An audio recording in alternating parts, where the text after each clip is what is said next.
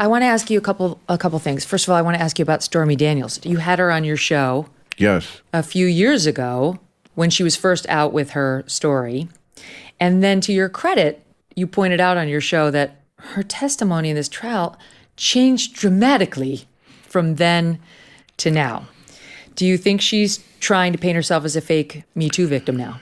That's what it looked like. I don't know if I would use the word dramatically, but it did shift. I mean, she said in the trial, she said it again, kind of the same thing that she said on the show, but she also talked about the incident in ways that she certainly hadn't back when I was interviewing her. That we used all the buzzwords of the Me Too movement, of power imbalance, and I was afraid to leave, and he blocked the door, and I was afraid. And then the thing that was so preposterous, I thought was, I blacked out.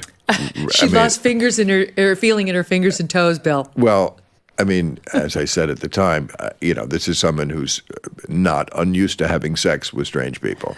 Not strange that they're people, just that they're strangers to you because she's a porn star. So when you're a porn star, it's like, hi, meet Bob. He's going to fuck you in 2 minutes. Okay, great. Are we ready for wood? Come on, people. We're losing the light. So the idea that she would black out because this was such a traumatic experience was, to me, straining credulity. But, I didn't think they should have gone ahead with this trial to begin with. I mean, first of all, it should have been an election interference trial brought by Merrick Garland. I tore him a new asshole a couple of weeks ago because all these trials are probably not going to come to anything, and they had 4 years to do it. But it wound up being a trial about falsifying business records in state court. And, I don't know, do you think he's going to win it?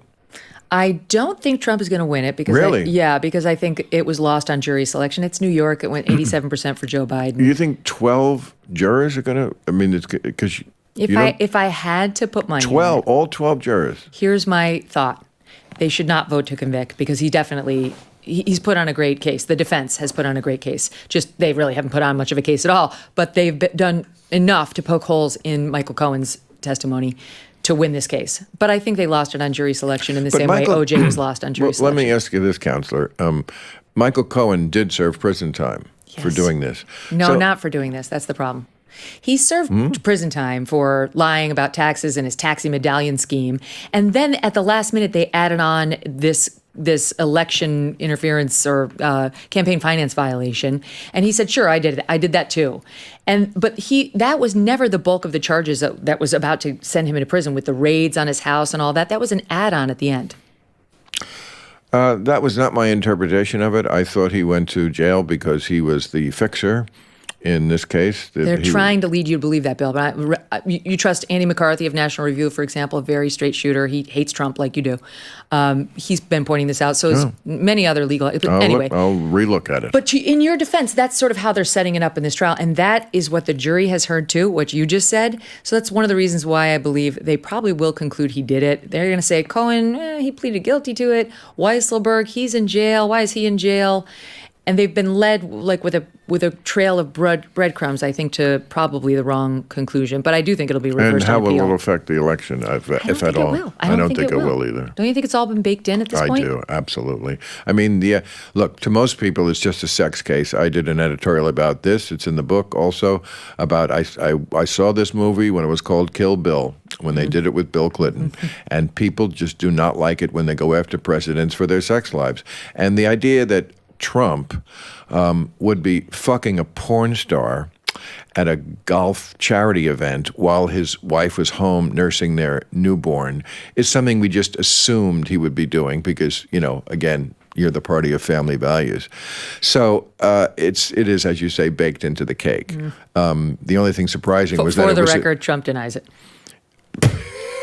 But you don't really believe it. Well, here's my honest reaction. You can't tell me you think he didn't fuck Stormy Daniels. Let me tell you what I think. Because that's going to really... Leading up to the trial, I said many times he did it. Let's face it.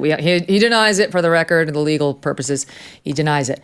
But when I heard her do her, dramatic reenactment of it all, now it's Me Too, no feeling in the fingers. I blacked out. I felt threatened because he was sitting on the bed when I came out of the bathroom and I couldn't get to the door. He was sitting on the bed. That's called leaving the hotel room. We've all done that. Like you just walk around the bed and you walk out the door. No, I mean, I started to doubt her story. I started to wonder whether this whole thing was some sort of a shakedown. If I had to put money on it, I'd say they had sex, but I don't believe anything past that.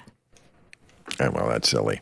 I mean, there's no good people. You're so pejorative. What do you mean? I've been watching this trial very carefully, and sure. I've been dismissive of your lack of knowledge. This is my opinion based on what I saw and 10 years of cross-examining people. She's a liar. That doesn't mean he didn't fuck her. Okay, yes, both things are true. I mean, it's like saying, O.J. Simpson, were the police corrupt, or did he kill his wife? Both. Both. Yep. I used to say, the cops are so inept they could not frame a guilty man. The cops did a bad job, and he killed his wife. All right. So what do you? And Stormy Daniels is a horrible witness, and so is Michael Cohen. There's no good people in this trial, and he fucked her at that golf tournament. That's just who he was.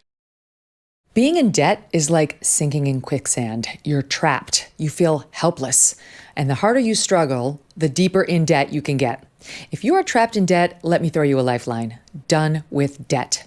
Done with Debt has created a new strategy with one goal in mind: to get you out of debt quickly and permanently.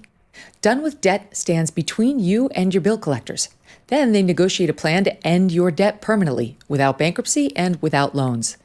They can get you out of debt quickly, and they can put more cash in your pocket monthly. But you need to contact Done with Debt right away, because some debt solutions expire. It's easy to get started. Go to donewithdebt.com and get a free consultation. You have nothing to lose.